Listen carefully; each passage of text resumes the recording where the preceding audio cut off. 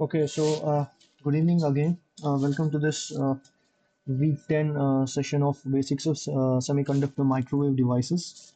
And I'm Shazan Bhatt, and I'm a PhD student at IIT Bombay. And this course is being offered by NPTEL, and the course instructor is Professor Digvijoy Nath from IIC Bangalore. So today we are going to cover the 3.5 HBT and silicon germanium heterojunction bipolar transistors. So we are into week 10 of this course, and you know that what we have covered till now are these topics.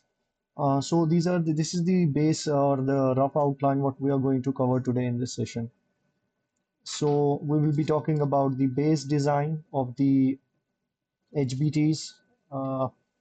Initially, we will start with the silicon-based BJTs that are the RF amplifiers, and then we will talk about a little bit about silicon germanium HBTs. We will talk about what are these heterojunction bipolar devices, bipolar devices. Particularly, we are talking about here 3.5 based devices.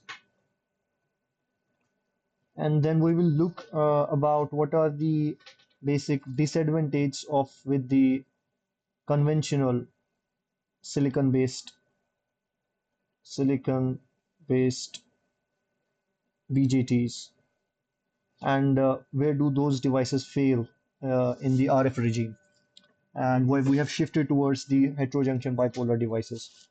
So this will be the rough outline what we will be trying to cover in this session.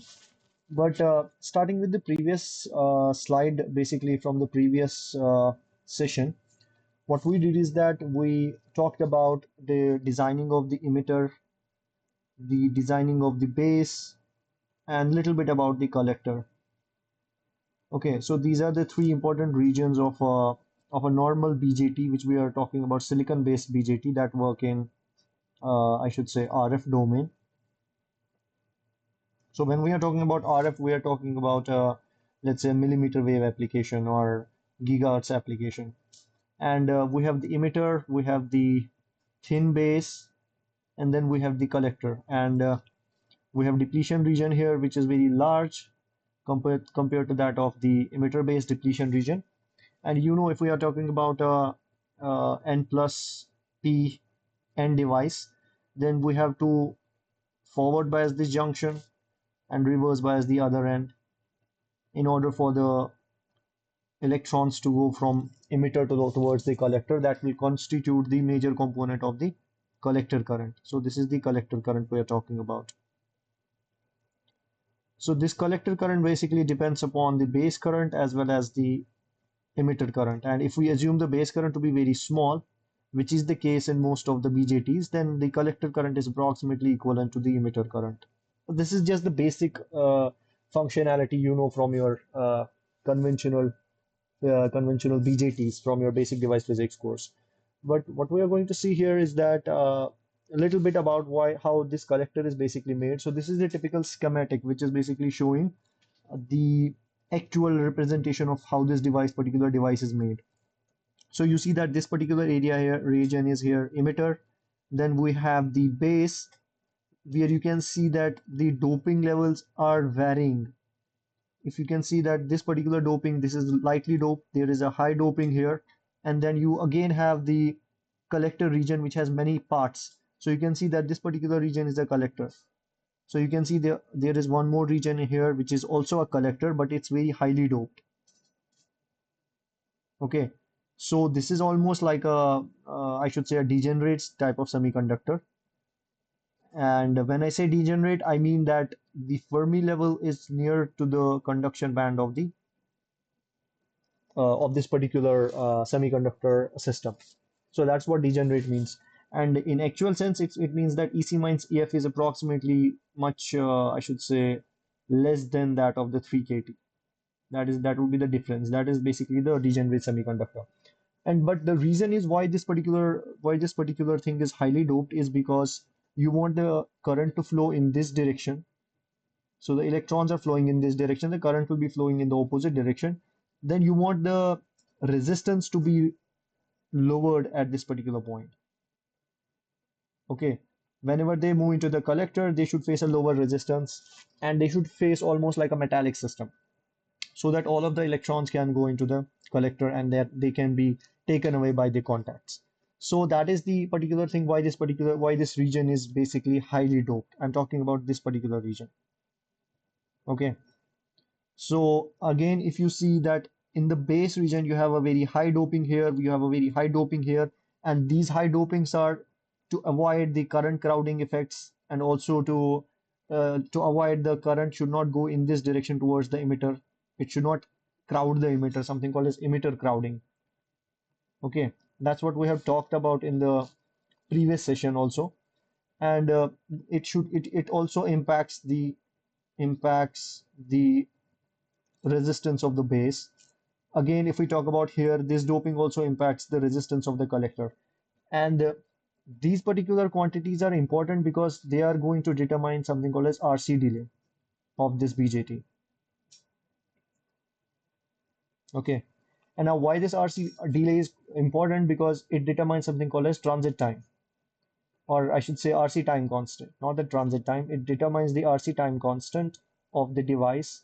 And the inverse of the RC time constant again can be, it will impact the maximum working frequency of the device. Okay, F working frequency. So if you are going to counter with any of the doping or with any of the uh, fabrication techniques, if you are going to dope these regions higher compared to that of the other regions, so they are going to mitigate the effects of the resistances in these particular devices. And what we earlier talked about also, we talked about something called as Kirk effect.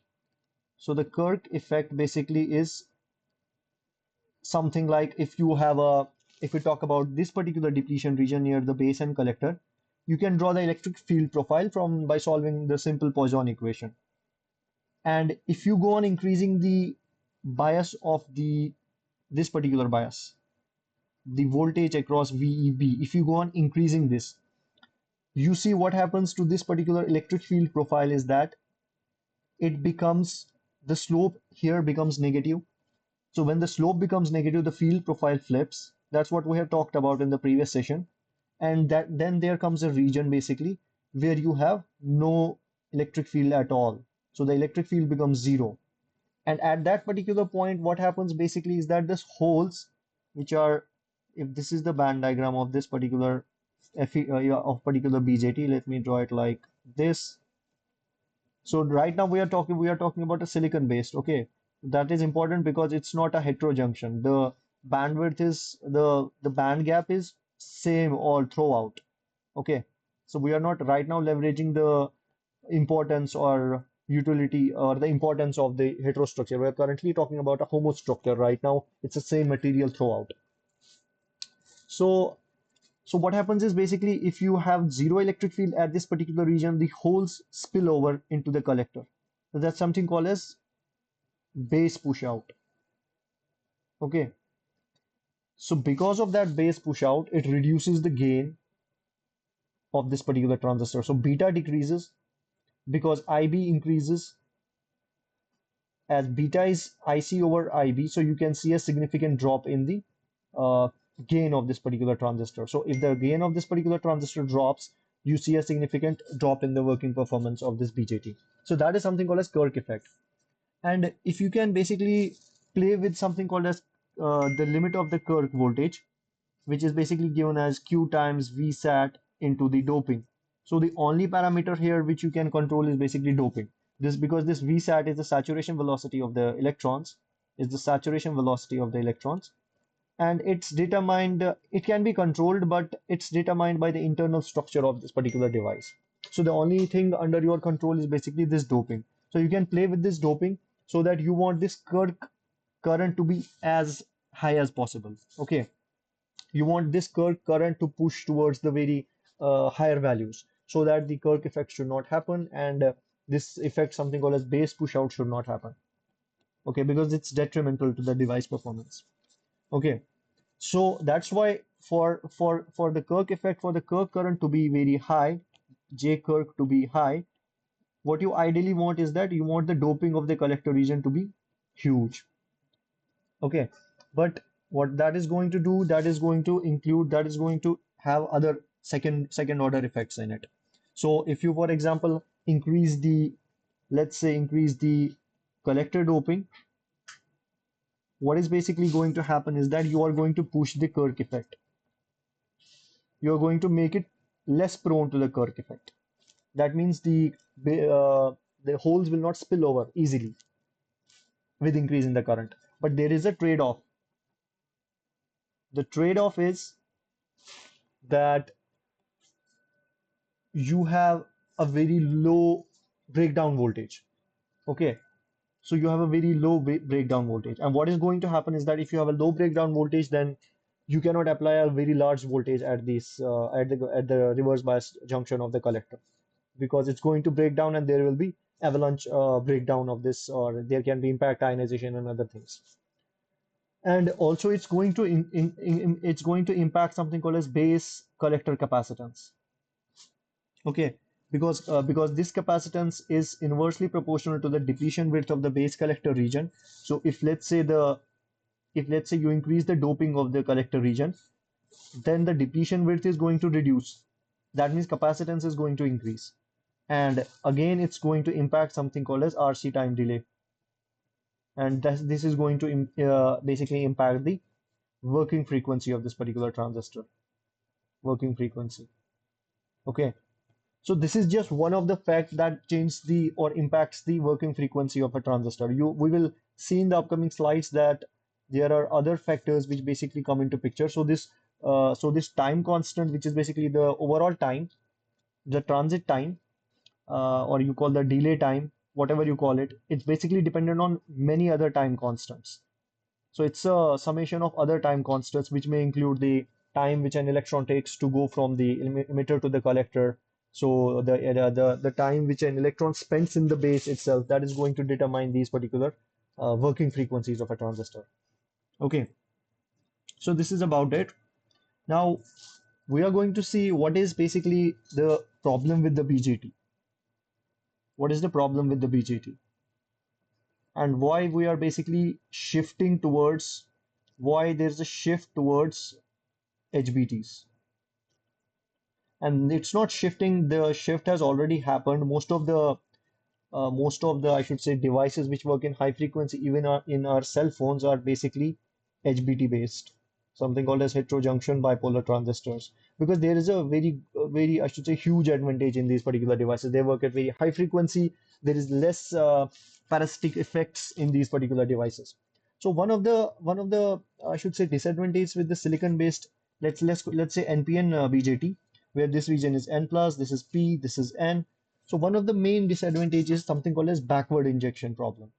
So what backward injection means is that if you apply a, let's say, some negative bias here, that means you forward bias this particular junction. So you see the electrons are going to go over the barrier. This is something like a thermionic emission, and they are going to come into the base region and they are going to drop into the collector, which will be constituting the electronic current of it. But when you forward bias it, you see that there is a significant component of the backward current because of the hole getting injected from the base region. Okay, so this is basically something called as base injected current. This is the base injected holes, or it constitutes a it constitutes a current. So the overall current, let's say if electron is moving in this direction, it is giving rise to a current in opposite direction, which is electronic current, and the hole is giving rise to a current which is the hole current. So that overall current is basically electronic current plus hole current. Now, one would say that why is it detrimental to the device performance? Because it's going to increase the overall current. But that's not going to happen because we want most of the current to be electronic current rather than the hole current. Because the problem with holes is that they are slow. Okay. So even if you look from the EK perspective, if you look from the EK perspective, you see that this particular curvature, I've shown it for a direct band gap semiconductor. Let's for example, for a time being assume, but the actual EK of a silicon will look like something like this, because it's not a direct band gap semiconductor. So if you look, the curvature here is less. That means it is having more effective mass. So the effective mass of hole is greater than that of the electron. Just a layman explanation of why we don't want the holes to take a part in the conduction. Also, we want the device to be unipolar mostly. Unipolar means either the electron or the hole should basically conduct. Okay, that is what basically is happening in the MOSFET. If you remember, you have a N plus source, you have a N plus drain, then you have a oxide, you have a gate. There is only conduction happening because of only one type of carrier, that is either electron or it's either hole. It's not both of these. Whenever both of these are basically taking part in the conduction process, so one of them is slow, so that's going to determine the working or the time constants in this particular device. Because one of them, let's say the hole is moving slowly through it, the electron is moving at a faster rate towards the other end, so that's going to take a lot of time when the minority carriers will be when the minority carriers will be brought back to their original place. So when you, let's say, if you have a BJT like this, if you inject the electron in this direction, the hole gets injected in this direction. So you want to block this particular component because you want the device to be as unipolar as possible for the faster device operation. Because when you turn on the device, let's say when you apply some bias, positive bias, I should say negative bias here because you're forward biasing this junction. When you apply the negative bias in on this side to forward bias this region, you are injecting holes and you expect some holes to be back injected. You are injecting some electrons towards the base and you are expecting some holes to be back injected towards the emitter. But when you remove the bias, you want the carriers to go back to their original state as fast as possible. There is something called as minority recovery time, or something called as reverse recovery time also. So you want that to be as fast as possible. That is one more reason. Okay, so those carriers should come back whenever you turn off the device. And if you have noticed that this particular conduction, basically that's the fundamental or ultimate reason that you want this conduction to be happening via the electrons only. You want to block this particular back injected component, but it's very difficult to do it in silicon. Why? Because you cannot modulate this particular barrier here. Okay, because you cannot change this particular band gap because the band gap is same throughout the device. Okay, now that is why in order to mitigate this effect, we move to something called as heterostructures or 3,5 based compounds. Because in the 3,5 based compounds, we have the ability, or I should say opportunity, to tune the band gaps and have different band gaps in at different regions. And that can also be controlled by controlling the maybe the doping, that can be controlled by controlling the alloy concentration, that can be controlled by using a different material altogether, different materials. Okay, so because we have the ability to use different materials in this 3,5 compounds, we have the ability to tailor this particular barrier so that we can allow only the electrons to flow towards the collector and block the reverse back injected hole component. Okay, so that is basically where we will be shifting towards the 3,5 based HBTs, 3,5 based devices in general, or 3,5 based HBTs. So what we do is that we take a larger band gap material. Let's say this is N-type material, any 3,5 compound. Let's not name the compound right now, but it's a large band gap material, and it's connected with a smaller band gap material. Okay, so this band gap is smaller. It's almost like a p-type. So when we connect these two, let me draw it like this. There's going to be this electronic barrier, and then there is going to be a hole barrier. You see this particular delta EV, this is much, much greater than that in silicon. Okay. And what is going to happen? This acts like a barrier to the holes now. So if you have any holes here, so that they cannot just go to the other side because there's a huge barrier present. But the electrons can actually go towards the other end. Okay. So so what is basically going to happen is that it will be it will prove to be good for only electron conduction to take place, or electrons to take part in the conduction. So let's say this will act as an emitter, this will act like a base, and then we will have one more region here which will act like a collector. So these are just the different 3,5 compounds, and you see that the band gap here is larger, it's smaller here, and it's different here. So you have a altogether different set of band gaps.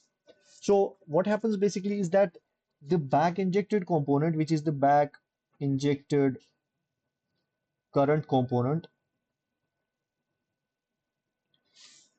that basically reduces as a, I should say, a factor of e to the power minus delta EV over KT, where this delta EV is this particular thing, which is the uh, discontinuity in the valence band. Okay, so if you go on increasing the delta EV, you see that there is a significant, I should say, drop in the injected current, in the injected hole current. Okay, that is what basically happens in these 3.5 devices. And you may have certain now different configurations of these devices when you, let's say, for example, connect these particular systems. You may have a band diagram, something looking like this, where you may have these particular sharp transitions. It depends upon what type of materials you are basically combining. So it's almost like a material science thing you have to do here. But you try to basically smooth these sharp ends as smooth as possible by doping these particular regions. So that is a different thing what we will be talking about. But these all are, let's say, this is the Fermi level of the system, and then you want the electrons to go from this end to this end, and then drop down the collector, and then it can be basically collected by the contact on these particular other ends. Okay, so these particular devices even have the ability to work in almost terahertz region. Okay, so terahertz is a very high frequency. So it's like I should say beyond gigahertz. Okay, so some of the devices, let's say, have the tendency to work in that particular gigahertz sector, which is basically useful for, let's say, some military applications.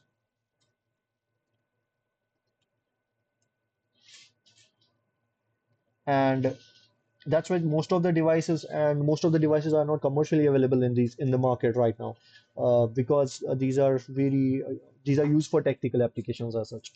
And now if you, let's say, see in terms of the equation, what happens is that if you have the collector current to the back injected current, which is the back injected component of the base current, it basically it basically depends upon the different quantities, which are basically the length of the emitter part divided by the length of the base part, which is basically the physical length. Let's say this is x emitter, this is x base. So we are talking about the physical thickness of these particular layers, and it depends upon the doping of the base. It depends upon the it depends upon the diffusion constants of the electron in the base divided by the diffusion constant of the hole in the emitter, and it also depends upon the emitter concentration divided by the doping concentration in the base, and there's a factor of this e to the power delta EV divided by KT. So all these factors are basically going to determine what will be the effect on the back injected component and what will be the impact on the overall gain. Okay, later on we will see that this particular quantity is a single part of a gain. It's a part of gain, single part of gain, which is basically a beta. So beta is basically IC over IB, but this B, which is the base current, constitutes of lot of currents. It constitutes of recombination current in the base. It constitutes of something called as space charge limited current. It constitutes of back injected component of current. It constitutes the surface component of the current. So all these components are going to affect uh, this current gain of this particular BJT, particular HBT we are talking about, which is basically a 3.5 based high frequency device. Okay, so now there are a lot of commonly used stacks available in the defense applications, which are mostly used, and even in for high frequency commercial applications. So there are maybe L gas and gas stacks. They can be used as emitter. Let's say, for example, if you have aluminum gallium arsenide, or you can even use a gallium arsenide stack. You can use this as an emitter. You can use a gallium arsenide as a, let's say, a base, and you can use maybe another layer of a gallium arsenide as a collector. Okay, so now you have the capability of tuning the band gaps, and accordingly you can omit the back injected component of the holes. So now that is basically done. So these are basic advantage of these particular HBTs. And now you have one more thing here, which is something called as abrupt and graded HBTs.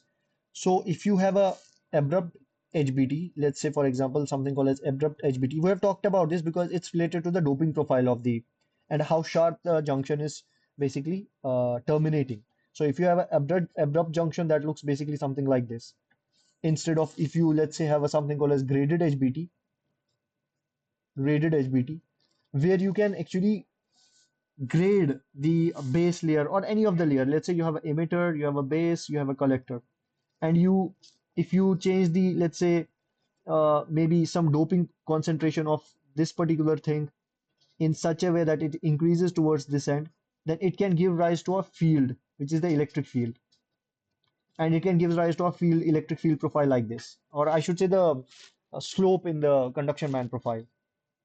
Okay, now if this is the conduction band. If this is the conduction band, then the valence band stays like this. You have a drop in the conduction band, which is basically the slope. So the slope translates to the field because minus 1 over q dou EC over dou x gives you the electric field. And you know that under electric field, you have the basically the acceleration because F is minus q times E. So you have m into A is minus q times E. So you can write A as minus q over m times the electric field. Then you can write it minus q over m times minus 1 over q, the derivative of the slope, the derivative of the conduction band. So this and this goes, so you can write it as 1 over m dou EC over dou x. So you see that as this particular slope increases, it's going to accelerate the electrons more and more. So there will be huge acceleration of electrons. But obviously, you don't want them to accelerate and ionize the other impurity atoms or the dopants. Then impact ionization will cause the breakdown. That's why what is basically done is that this region is kept smaller. That's why the base is kept smaller because you want a controlled acceleration of these electrons. But you accelerate to such a huge value, the acceleration increase to such a huge value that it reduces the transit time. It helps to reduce the transit time. And when the transit time reduces, basically it gives rise to an increase in the frequency of the working frequency of the device. So that is the fundamental thing behind why I should say a graded doping thing is used in and it's not only used in HBTs. You might have seen this graded doping profile in maybe FETs, 3,5 based FETs. And this is also done in other, let's say, it can also be done in a BJT. It can also be done in a silicon-based BJT even. Okay, wherein you might have seen certain effects like band gap narrowing. So the band gap narrowing is dominant. There is something called as band gap narrowing. Let's say band gap narrowing. So the band gap narrowing effect is dominant in I should say silicon. Because if you let's say have an emitter and if you dope it very high, ND plus, if you dope it very high, this is like a degenerate doping, then you see that there is a lowering or change in the band gap. There is something called as band gap lowering because of the very huge doping concentration profile. And it has something related to the changing of the energy spacing between the energy levels. Okay, so we won't solve it mathematically here, but that is what happens if you degenerately dope the semiconductor. Okay, and that has a detrimental effect because it impacts the resistance, it impacts the gain, and it finally impacts the current, which is basically detrimental for the device performance. So that's about this particular thing, which is the band gap narrowing and why we have moved into the I should say 3.5 based HBTs. Now let's say you may have you can have a different types of structures now. Okay, the structures can be, let's say for example, different because in heterostructures what mostly is in the heterostructure physics I should say, so it's mostly composed of something called as types of heterostructure. So you have type 1 heterostructure, you have a type 2. Similarly, you have other types of heterostructure. So it depends upon how your stacking looks like. So if you have a stacking something like this, where this is basically the conduction band profile, and you have a valence band profile something like this. So you can have one configuration like this, then another configuration may be other type of system which can be something like this. Okay, so you have a different type of I should say, systems of these particular layers, where this is one layer, this is another layer, so this is another layer. So these are like stacks of the different materials being stacked together to form, let's say, you can also form a super lattice based structure here. Okay. So the super lattice based structure is like the repetitive arrangement of these uh, particular materials grown over one another. All right. So now what you have is that that's what I talked about, this band gap narrowing effect in case of a silicon. But in case of HB, in case of 3,5 based compounds, 3,5 based HBTs, you rarely see this band gap narrowing effect. Why? Because this band gap narrowing happens, but it is negated by a different effect. Okay. So something else happens over the band gap narrowing that basically omits or negates or cancels this band gap narrowing effect. Okay. So if you have, let's say, uh, if you let's say have a graded HBT where you have a emitter base junction as graded. Okay. Let's say you have a graded HBT, then what you can basically do is that you can increase the collector to base current ratio by almost 10 to the power 5. This is like just like ideally, but the actual ratio will not increase to such a huge value because of certain parasitics inside the device. There are parasitic resistances, there are parasitic capacitances. So we are talking about in an ideal situation. The numbers basically are somewhat of the order of 10 to the power 5. If you kind of compositionally grade the emitter base junction. Okay. So what happens now is basically if you have, let's say for example, this particular discontinuity, which is the discontinuity in the valence band, that is basically going to determine the gain. So beta will be actually dependent on this particular discontinuity. So you can accordingly tune it because it's going to stop the injection of the holes towards this end. Okay. Now, what other things are covered? Now we are going to talk about the base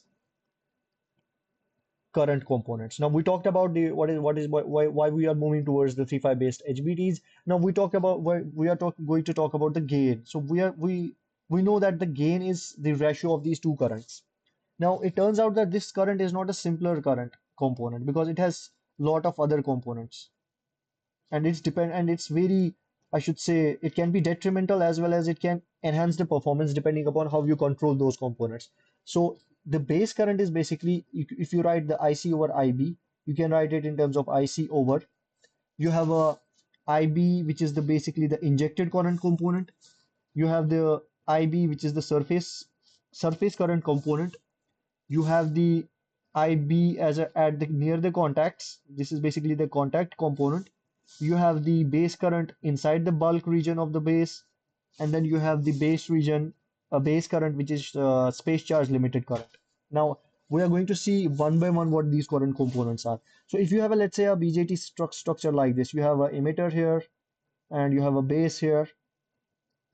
Okay, so this is the junction of the emitter base junction. Let's say there is some depletion here which is very thin, and let's say you have a collector on this other end. Okay, so the base is like this, and this junction is basically huge because it's reverse bias. So let's assume this is the device configuration of a BJT. Then what these basically are, these current components are. So the first component, if you talk about the injected component of the base, injected component is basically the component which is directly coming from the emitter. So it's directly coming from whatever the electrons are coming from the emitter that is entering the base region that forms this particular injected component. Okay. Now you have, let's say, another component which is a surface component. So this is basically affected by something called as surface defects or surface impurities, defects, lattice mismatch sites. So you see that here, if you have electron entering into this region, the electron can go towards this path also. And near the surface, you have a very huge concentration of dangling bonds. Okay. And you know that those dangling bonds or defects or whatever you call it, they act like a trap for the electron. And if they act like a trap for the electron, they're going to trap the electron and reduce the this particular part of the current. And that means it's going to impact the current. Okay.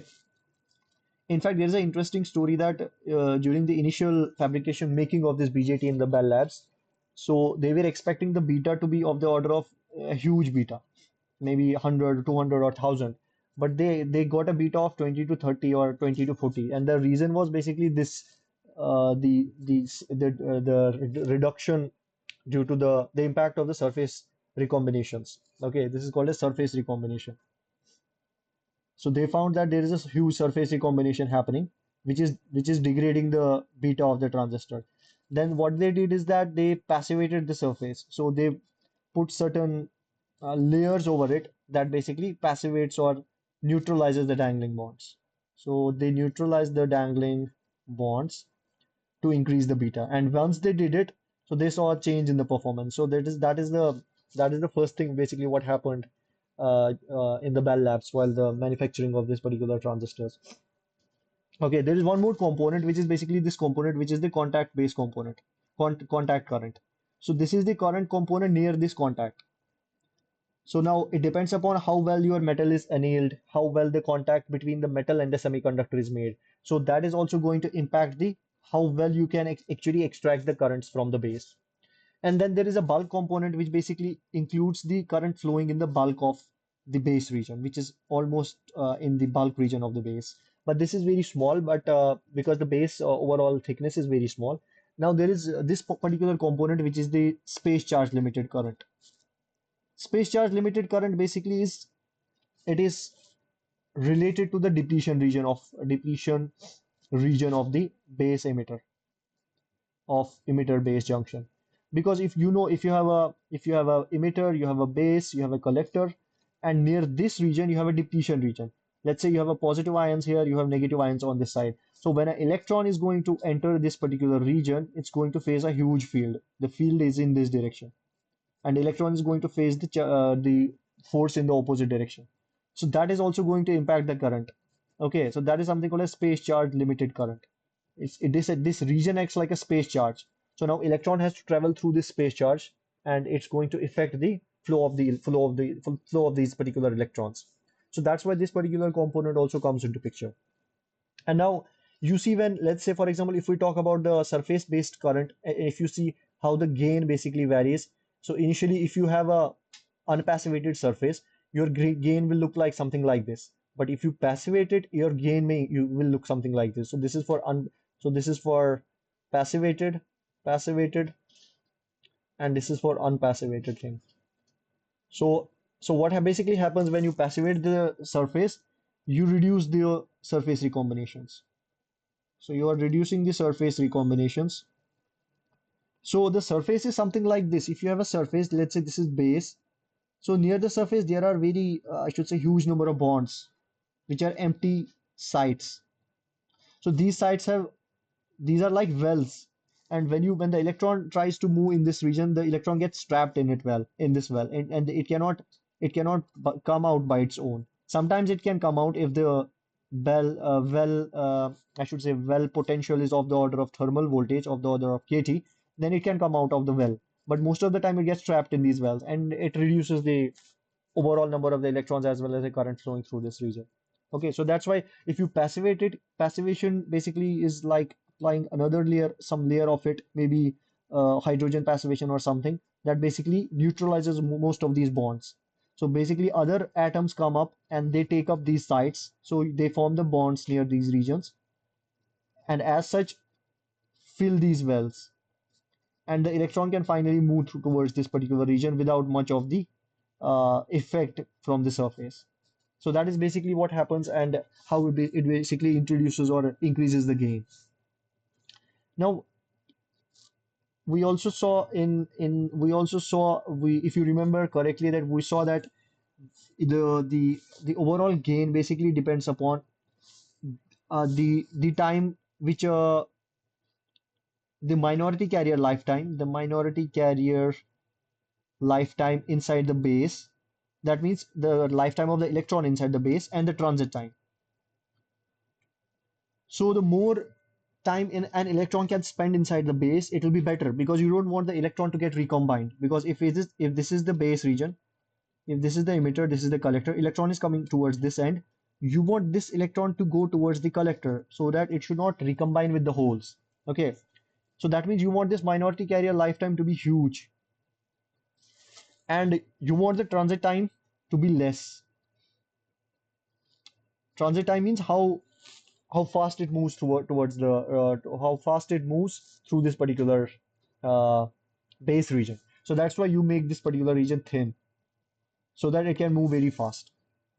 Okay, and this particular transit time, basically you saw that it depends upon the this particular xb, which is the width of the base region divided by 2 times the diffusion constant of the electrons plus the base width divided by the saturation velocity.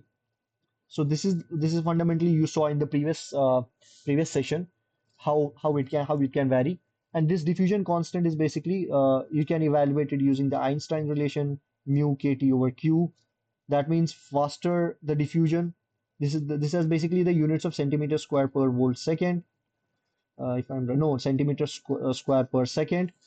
So if dn increases, that means faster the electron moves, the tau b reduces, and you have a very faster moving electrons, and you have higher frequencies, higher frequencies, the working frequency of the device. So that is the fundamental thing behind why you want that the diffusion constant to be huge. That is one more reason, that because the diffusion constant of the holes is much less than diffusion constant of the electrons. So it also comes from the fact because the mobility of holes is much less than mobility of electrons. So that's why you don't want to deal with these particular holes here.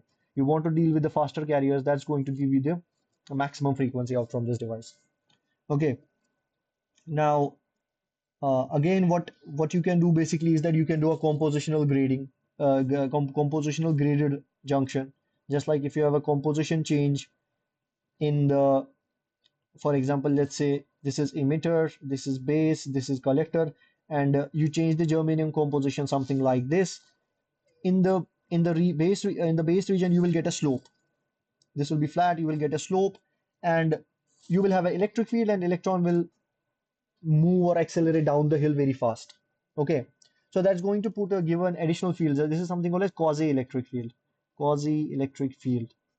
It's almost, I should say, can be actually understood by quasi-Fermi levels. So that's why this is given the name of the quasi-electric field, and it comes because of this graded compositional doping, graded composition of this device. Now, what else we have? So we have, let's say,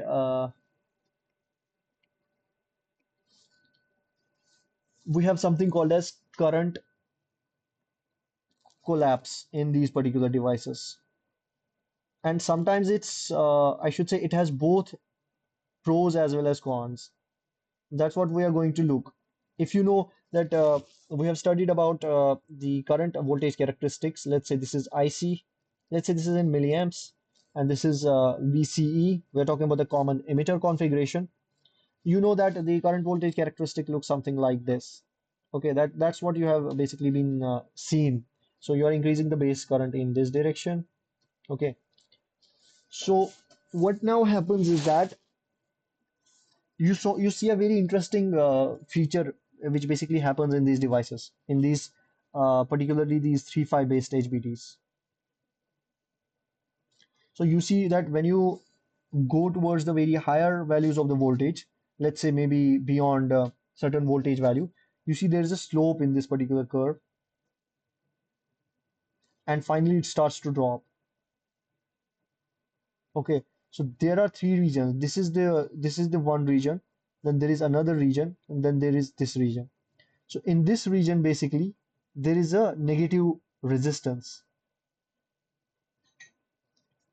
That means that there is a negative slope in this particular IV characteristic. The current is basically reducing. That means the gain is reducing, beta is reducing. And then you see that there is a, I should say, collapse of the gain in this particular region. Now, the question is why these things happen? Why the current collapses, or why the gain collapses rather? So the reason is because most of the time this collapse of the gain is because of the heating. heating effect. So what happens is that if you have a, because if you have a, let's say these BJTs are not, I should say HBTs are not made like a single structure. They are made like in a multi-finger type structure where you have, let's say these are emitters, then you have a base in between. Okay, so this is the base. So what happens is basically, let's say sometimes, or I should say most of the times, one of the metal pads, it start to heat up. It starts to heat up and the current starts to basically get, I should say it takes up all the current. It starts to take all the current. That heats it up more. Okay. So that basically heating now you have a non-uniform heating. You have a region where you have a lot of temperature, and you have the surrounding region where you don't have a temperature gradient as such. So what basically that does is that if the temperature increases, the back injection barrier lowers.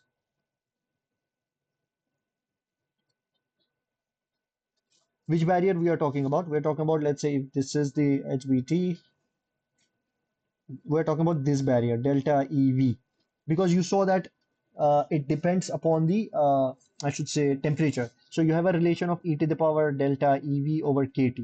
So if this increases, this overall reduces. So the back barrier basically reduces. The back barrier component. Okay. The back barrier component is going, I should say back barrier increases, but the back barrier injection increases because of the temperature. Okay. So because of it, the beta reduces, the IC reduces. Now that is what you see in this particular region. And we are, let's say, maintaining the IB constant, but what we are seeing is that the base current is constant. What we are seeing is that there's a droop in the overall gain of this particular device, and that is basically because of this heating effect. But it is detrimental to working performance, but it is also an advantage because it drops the gain without damaging the device. So that does not happen in silicon-based BJTs. Okay, so that's the advantage of this effect. So it's a negative feedback. Finally, negative feedback means finally it's the temperature whenever the gain reaches this value, the temperature stabilizes, or I should say the equilibrium is reached because the IC has reduced, the beta has reduced. If IC reduces, the temperature further reduces. So there is not a feedback loop. Okay. So it finally stops here and the device stops working, I should say, but it does not damage the device. Okay. The current reduces to a very low value, but it does not damage the device. So how to get out from this region is basically to bias it in a lower voltage. Bias lower voltage. That is basically the solution in this HBT. That means this effect basically protects the HBT. So this effect protects the HBT. Now that does not happen in silicon. Why? Because in silicon-based BJTs, if you have basically what happens is that if you have increase in the collector current, basically the temperature increases, it increases the beta, and that further increases the temperature, and there is a loop. Okay, so this is a positive feedback loop in the BJT. So what happens is basically once the temperature reaches a critical value, there is something called as thermal runaway in those BJTs. Thermal runaway. So your device gets damaged and it no longer performs or no longer works. But that does not happen in HBT. That is one of the another advantage of shifting towards the HBT based devices. Okay. So in the HBTs, there is basically a current voltage, current temperature relationship, which is something like IC saturation current exponential of Q over KT, which is the ambient temperature, the base emitter voltage near the junction minus phi into delta T, where this delta T is basically the rise in the temperature minus the ambient temperature. And this phi is basically a thermal coefficient. It's like a thermal based parameter with the units of millivolt per degree centigrade. So it basically shows how much change in the voltage is there per degree change in the temperature of the device. Okay, so this is basically a thermal coefficient. Okay, so if we now, what happens basically, if we now summarize this particular effect, why the current collapse happens. So let's say you have a multi-finger structure. it starts to heat up and it starts to draw the currents towards it. So now most of the current is carried by this finger. So IC increases. Okay, so you have temperature increase in this particular region. All right, so the basically it becomes dominant over the other fingers. So delta T increases, but the B starts to reduce. Okay, when the B starts to reduce, the IC starts to reduce. So you have the collapse of the current. When the collapse of the current happens, you have a temperature drop naturally because that is the temperature increase is brought about by this I square R. This is the heating loss. I square RT is overall loss. So if there is I, then there will be heating as a I square. So if you remove the I from the device, then there will be no heating. So there is no feedback loop in this system. And this is opposite to that of the silicon based. In silicon based devices, there is if you increase the if the beta goes on increasing, the temperature increases, the collector current increases, and you have a higher temperature, which basically causes the thermal runaway of the device. Okay, now what happens basically? Now there is something called as how do you mitigate these effects? How do you mitigate? One option is to bias it at a lower voltage. That's what I have talked about. Biasing at lower voltage, lower than where this, let's say in this regime, working in this regime, where you have a safe device operation, where you don't have any current collapse or the gain collapse. But another effect which can mitigate is something called as emitter ballast. Emitter ballast. You can also use something called as base ballast. That we will be talking about what ballast is and what basically it means. So what emitter ballast in what we do here is that if you look at these curves, which are the output characteristics of these devices, they look something like this. There's a drop and then there is sudden drop here. Okay, this is here. And if you exponentially fit the final part here, okay, you see that this final part can vary depending upon the emitter resistance. So if this is R, let's say the black one is RE1, this red one is RE2. So RE or changing the emitter resistance, if you change the emitter resistance, you can basically shift the collapse point towards the higher voltage. So that's something called as emitter ballast. So if you increase the RE, it shifts the current collapse point. And as a result, you can apply higher voltage without any of the gain collapse or the current collapse. Same effect can be basically done with the help of a base resistance. Okay, that is something called as base ballast. That is a similar effect. Okay, because you see that if you have a current, the collector current, which is the collector collapse current, this is basically this exponentially black decaying curve. It is given by something like KT naught divided by Q 1 over RTH phi VCE minus RE. So this is the exact fitting equation of this, which is a hyperbola because it's inversely proportional to the emitter resistance. So you see from this, if RE increases, the overall denominator is going to reduce, the overall factor is going to basically increase. So you have a more the current collapse the current collapse point basically shifts. So now how that is basically done is that the emitter resistance increases, so the current collapse point increases. So this is done by basically adding additional resistance. Obviously, that's going to impact certain parasitic effects in these particular HBTs. So what you do is that you additionally include an emitter resistance, which is basically a tantalum nitride or something like that, so that you can increase the resistance and you can mitigate the effect of current collapse. Current collapse. Okay. So that is about why these particular current collapse takes place. Now, if we talk about why the current collapse becomes detrimental in case of the BJTs, is because in the BJT, if you have a very highly doped this region, emitter region, let's say this is emitter region, then you have a band gap narrowing in this, which we talked about. So if the earlier band gap was something like this, so this band gap narrows if you dope it very higher. because you have such a huge concentration of electrons now. Okay, and that is going to affect the energy states. It comes closer, the gap becomes narrower, and the overall this effect is basically the band gap narrowing. So because of it, the band gap narrowing being dominant, so delta Eg being dominant in silicon based devices, you have a, I should say, higher temperature in those devices. Higher temperature, that means beta increases. Why does the beta increase? Because beta is approximately minus delta Eg over kT. Okay, so because of this band gap narrowing, the beta basically increases. And if the beta increases, the IC increases. And if IC increases, the temperature increases. So there's a feedback loop. There's a positive feedback loop. So because of it, it's detrimental and it leads to thermal runaway. Okay, so that is why you don't want this effect to happen. That's why you shifted towards the HBT based devices. Okay, so that is the fundamental thing behind these particular devices.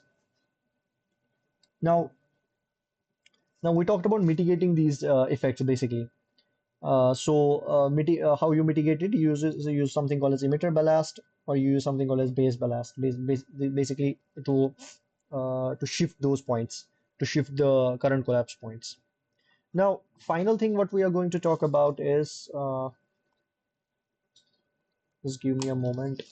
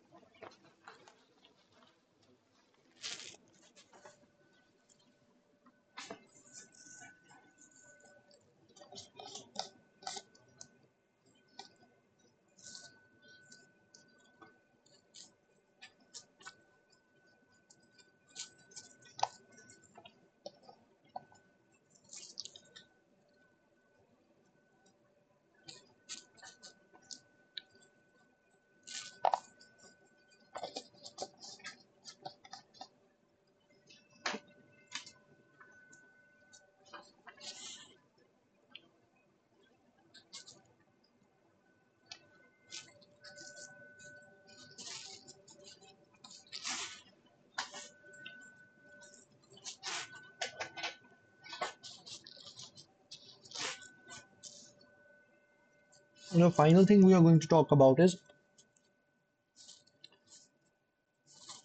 the high frequency figure of merit in these HBTs, particularly these 3-5 based HBTs and silicon germanium BiCMOS technologies. We are going to talk about BiCMOS technology later on. So you see that the transit time basically has different components. What is the transit time? It is the time which an electron takes to go from this end towards this end. Okay, so that transit time basically constitutes of different components. So if you have I should say it's not the transit time, it's the overall time which an electron takes from going from the emitter towards the collector. Let's call it tau EC, which is the overall time taken by the electron to go from emitter to collector. This small e is for the electron. And when you see the relation, it basically depends on a relation which looks something like this. You have a KT, you have a you have KT over charge into the collector current. You have the junction capacitance base emitter junction plus the base collector junction.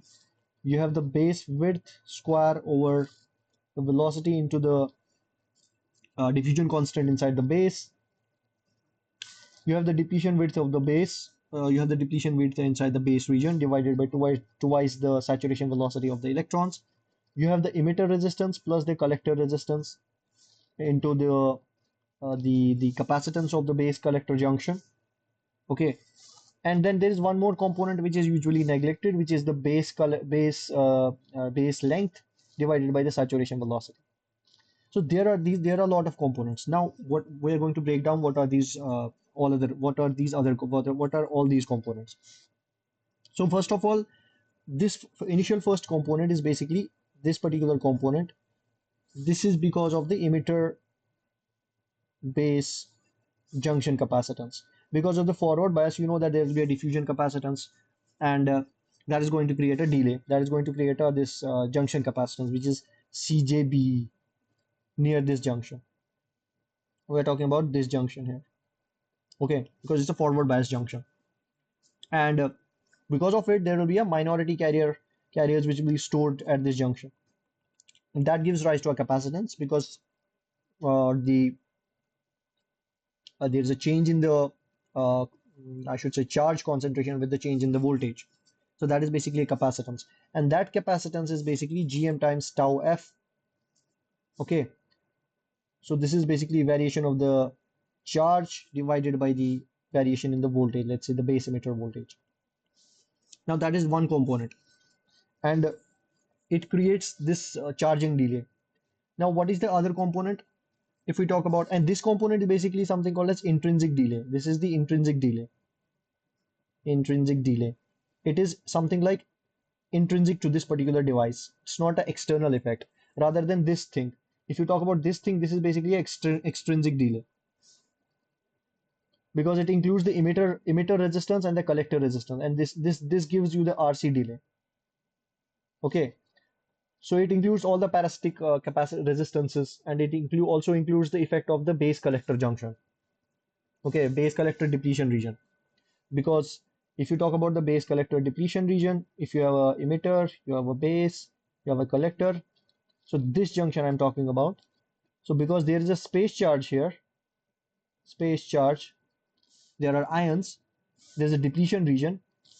So that basically impacts the saturation velocity of the electron and how fast the electron can move through this junction. Okay, so this gives rise to RC delay. So this includes excess plus the contact resistances. So this is extrinsic to the device. Okay, this is not intrinsic to the to this particular device. Okay, now there is one more component which is basically this particular component which is related to this I should say depletion width, depletion region of this, how fast the electron can go across this depletion region. Okay, that is what basically this component is about. This particular component was about RC delay. This is about the depletion, I should say depletion region of the base and collector. Now this particular component we have talked about a lot of time, which is basically a base transit time. Base transit time. So this includes how much time an electron spends inside the base region.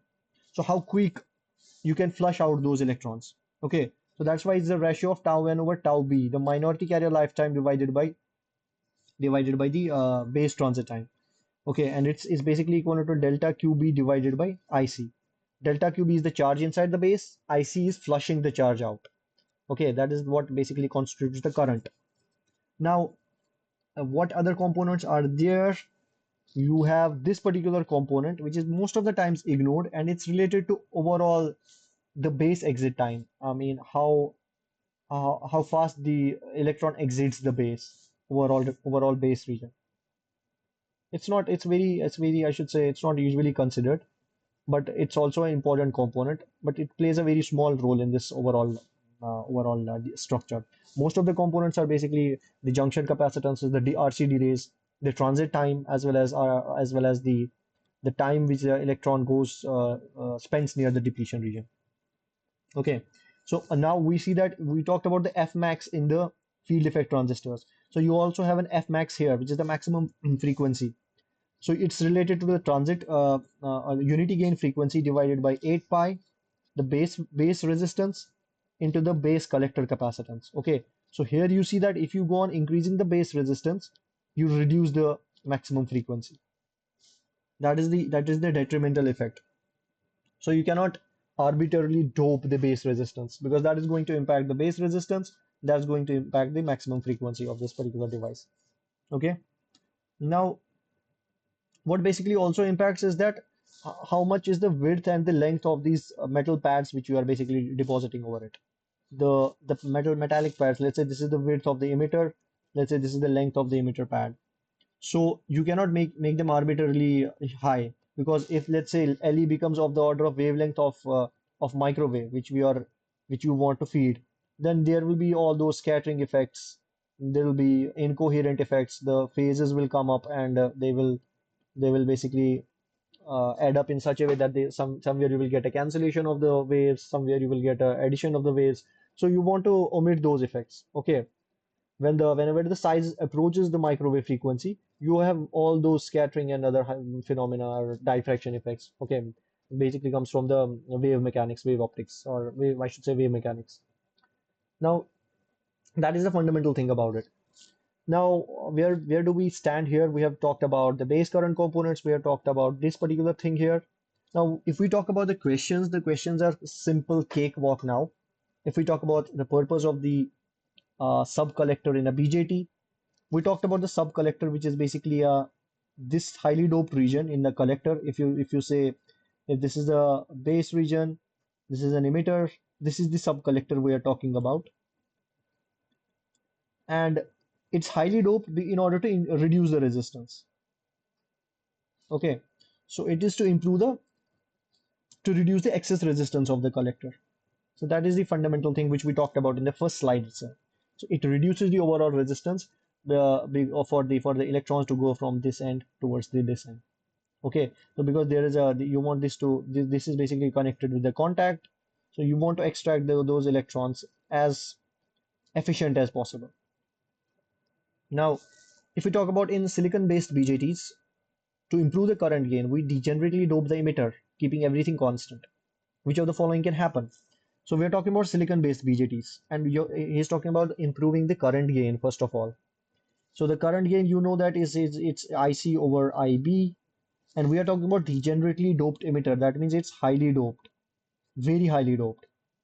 When you're talking about this word degenerate, so I told you that this degenerate semiconductor is basically whenever their Fermi level is near very close to that of the conduction band. So that this spacing is basically much less than 3 kT or smaller than that of 3 kT. So it's almost like metallic. So it's almost like in the conduction band. So there's a huge doping. And we talked about that if this is very highly doped, you have a very band gap narrowing effect in this. And that basically reduces the gain. I should say that is going to impact the performance, not reduce the gain, because beta varies as e to the power minus delta Eg over kT. So there is a band gap narrowing effect which is dominant. Band gap narrowing effect that is dominant in these devices. Okay, so what happens is now we have to select the correct option.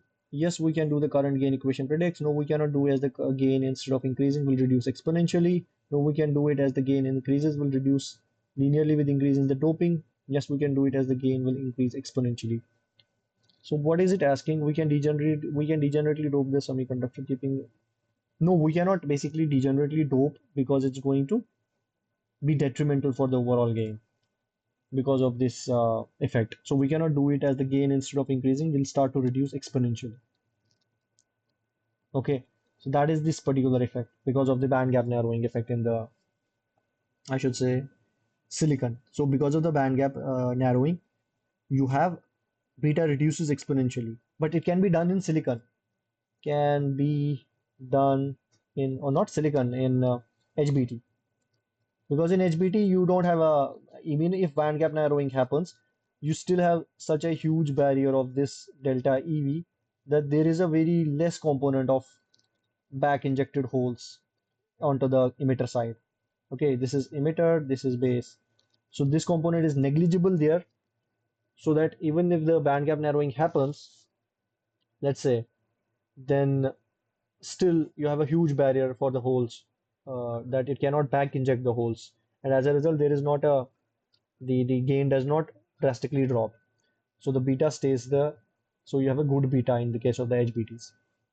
Okay, now moving on to the other question, we have to select the correct statement regarding the base surface current. Yes, that's what we talked about, that if we have a device like this, whichever this is the emitter contact, this is the emitter region, this is the emitter base junction, this is the base region, this is, let's say, this is the base contact. So you might have a certain you are having different components of the base current. One of the component is surface, related to the surface recombinations. So if you have a huge number of dangling bonds here, that's going to impact the surface current. Okay, because the overall electrons are also flowing like this. So it decreases the overall current gain. Why? Because of surface recombinations. And how to mitigate it? You can basically mitigate it by passivation. That is what we talked in the slides. We talked about it deeply.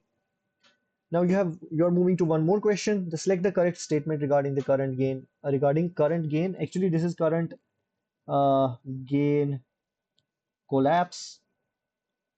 So we have talked about the current gain collapse, where if you have the output characteristics IC versus, let's say, VCE, it looks something like this.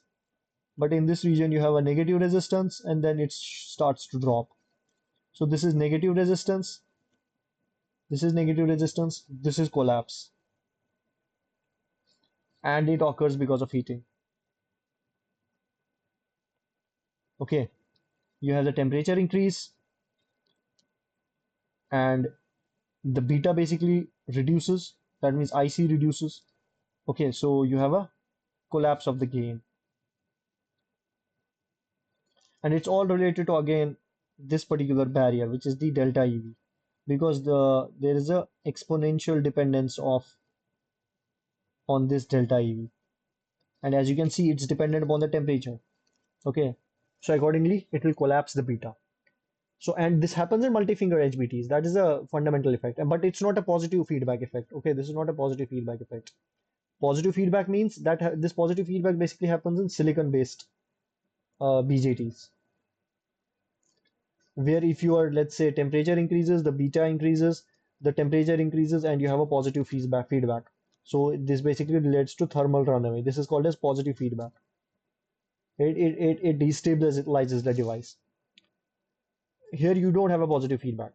The loop breaks because the current collapses, the temperature reduces, and finally here the temperature reaches to the equilibrium, almost the equilibrium value, and you have a very lower current flowing.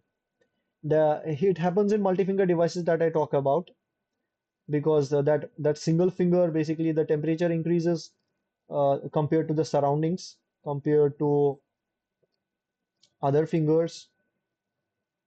So if you have other fingers here, so that basically I should say have a non-linear, non-uniform, or non-uniform type of current, non-uniform type of temperature distribution in this particular device. That leads to temperature increase, that leads to beta fall, IC falls, and you don't have a loop. The device gets protected, but the current basically becomes very small. Okay, so now this is one of the answer of this question.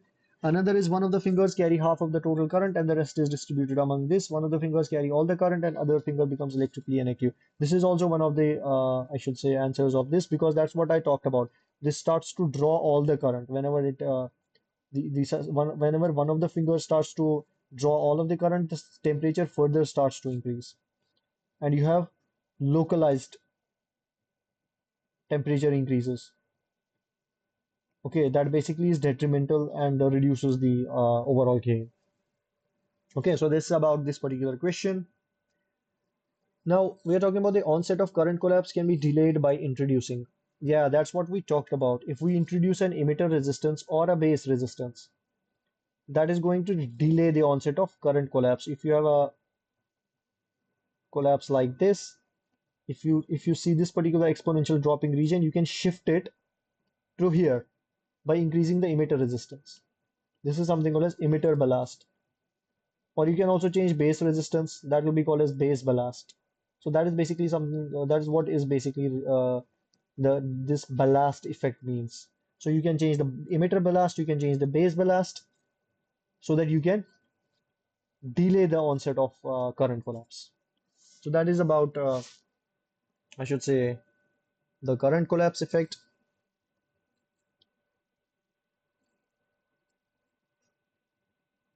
And what else we have? During the fabrication, the emitter base spacing in HBT is defined by, okay, we didn't much more talk about the fabrication, but it has been discussed in the details. but the details of fabrication are discussed by the professor in a, I should say, depth. But as important point is that if whenever you make this device, let's say you have a base contact here, you have a collector contact, you have a another base contact, and if you have basically the emitter region something like this, and you have silicon nitride passivation throughout it. Okay, throughout.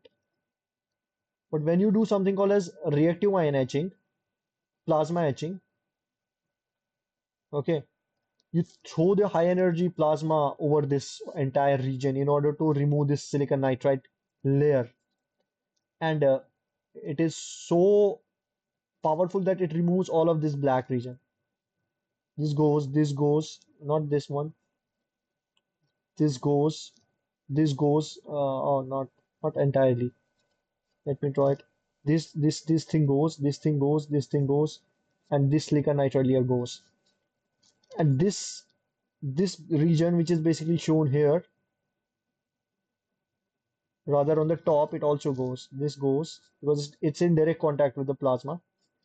But the plasma cannot go into this region, so because this is not in a direct contact or direct insight. So whatever is in the site of the plasma, it removes the silicon nitride layer. But this black region here on the sides, these regions stay. So these are silicon nitride layers, silicon nitride passivation side wall layers. Okay, so they bring about a good insulation that from the base contact to the emitter contact. So there's a good insulation. So the emitter base spacing is basically determined. This is base, this is emitter. So this spacing is determined by silicon nitride sidewall passivation, which is basically this effect. So that's why this is important during the fabrication process that the silicon nitride passivation layers stay, and they also give a good insulation. They don't short these two regions, the base and the emitter. Okay, so that's why designing this particular emitter region is very important in the during the fabrication process. Okay, so now moving on to the question 7, the purpose of grading the base with germanium. Why do we grade the base with germanium? That effect we have talked about, I think. So if this is a base, this is emitter, this is collector, we we do the grading profile in order to make the quasi-electric field appear so that you can accelerate electrons. If you accelerate electrons, you reduce the overall transit time. Transit time reduces. Okay, that is this type of profile. This type of profile. So electron accelerates down the hill, and then you reduce this particular transit time. So it creates a quasi-electric field that accelerates electron, and hence reduces the transit time of the device. So that is it. We only have 7 questions here, but these are really important questions. What we have talked about in this lecture. I don't know, whenever I try to share my screen in this device, the Google Meet does not allow me to share my camera. So that is, I don't know why it's happening. Maybe I have to use one more device, because of the, I should say, internet connectivity issues, I cannot use multiple devices simultaneously on the same Wi-Fi created. So that's why my camera is not visible. Otherwise, it's turned on in the actual device. But anyways, we what we have tried to cover is we have tried to understand the effect of the subcollector regions, why there are different dopings. We have talked a little bit again about the Kirk effect, which is very important in case of these BJT devices, where you have the, I should say, base push out happening. That means the holes basically are spilled over into the collector region. Again, that is detrimental. That reduces the gain. The both ways it is detrimental. Either if the holes go on this side or if the holes go on this side. That you don't want these components at all. You don't want these components at all. Okay, both of these are detrimental.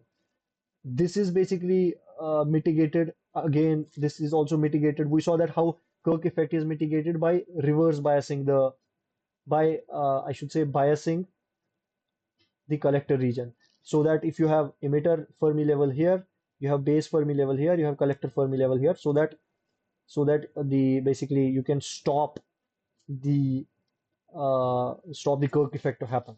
That's what we have basically talked about in the previous sessions, previous lectures. So that let's say if an electron comes, it goes here, electron comes, it goes here, so that you can mitigate this particular effect. There's a slight mismatch in the Fermi level, so that's what you want. And now what you have is that you have a what we talked about is the forward injection component, which should be dominant. The forward injection component, it should be dominant as compared to that of the backward injection. You don't want this component at all. You are mostly That's why you mostly prefer the unipolar devices, mostly composed of the electrons because of these reasons. And then we talked about how the back injected component and the overall gain depends upon the doping as well as the this particular delta EV, which is this particular thing. Okay, the discontinuity in the valence band. Then we talked about the heterojunction devices, what heterojunction pairs can be used in order to uh, basically formulate this HBT devices. We talked about a little bit about the band gap narrowing effect, which is dominant in silicon-based BJTs, but it's not as dominant in HBT devices. That's why HBTs have one more advantage over the BJTs. We talked about the graded HBTs where you have one of the questions that there is a huge acceleration because of the inbuilt quasi-electric field inside the device, because actually there's a gradient of the quasi-Fermi level, so that gives rise to the a huge acceleration. We talked about a little bit about types of heterostructures and 3-5 based HBTs. And then we saw that what are the overall components of the injection current. We have the of the base current, we have the injected component, we have the surface recombination component, we have the contact component, we have the bulk component, and we have the space charge limited component. We discussed all about it in I should say, a detail.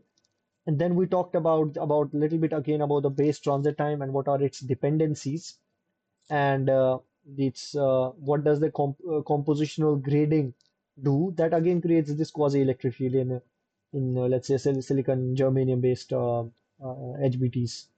Okay, and we talked about the current collapse, which is a very important factor in these 3-5 systems. They have pros as well as cons. The pros are that it does not damage the device because it's not a positive feedback system. The cons are that you have a drop in the current gain because of this heating effect due to a lot of multi-finger structures. One of the multi-finger heats up, it takes up a lot of current from the others, and it heats up more, but it drops the beta. So beta drops, the temperature drops, and finally temperature drops to equilibrium, and the current is basically becoming lower finally. So it's not detrimental to the device because the current finally reaches to a very lower value. Instead of what happens in silicon, the positive feedback happens in silicon. In the silicon, you have a IC increase that increases the temperature, beta increase, you have a temperature increase, and it creates a positive feedback loop, which is detrimental and it causes thermal runaway. That's what we also talked about. And then we talked about the high frequency figure of merit. What are the different constituents of the time which an electron take to go from the emitter towards the collector? So this is the overall time which it takes to go from emitter to collector. So it constitutes of lot of times. It constitutes of diffusion capacitance, charging, discharging capacitance. It constitutes of base transit time. It constitutes of RC delay times. Okay, all of those times are included in it.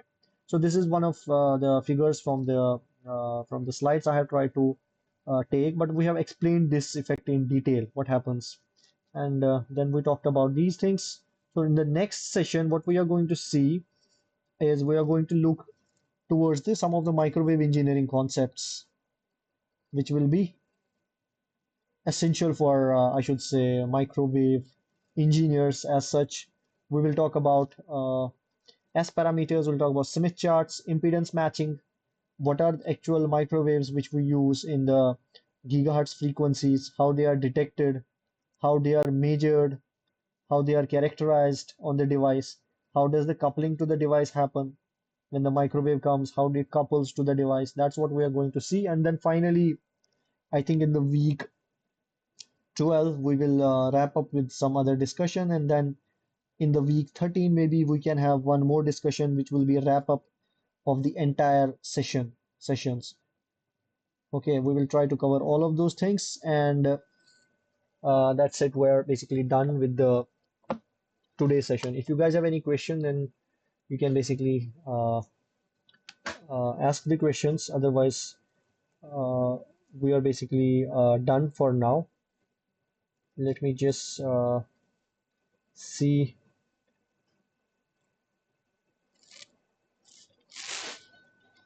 Okay, so I've turned off my